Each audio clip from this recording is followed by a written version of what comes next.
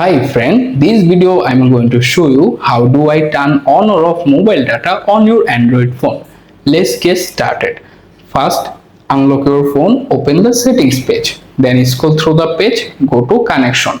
After that you can find the data uses option, simply tap on it to open them.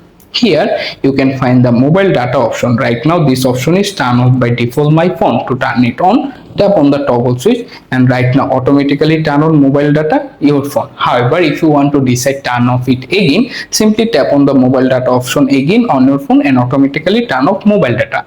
Keep in mind, if you want to decide to quickly turn on or off mobile data your phone, don't worry, this method available. To do that, swipe the top of the screen to open the quick panel. Here you can find the mobile data, this two arrow icon. Right now this option is turn off. To turn it on, tap on the toggle switch and right now my phone mobile data is turned on. To turn them off your phone, simply tap on the button again and automatically turn off. That's it. Too easy way to turn on or off mobile data your Android phone. Thanks for watching. Subscribe to my channel.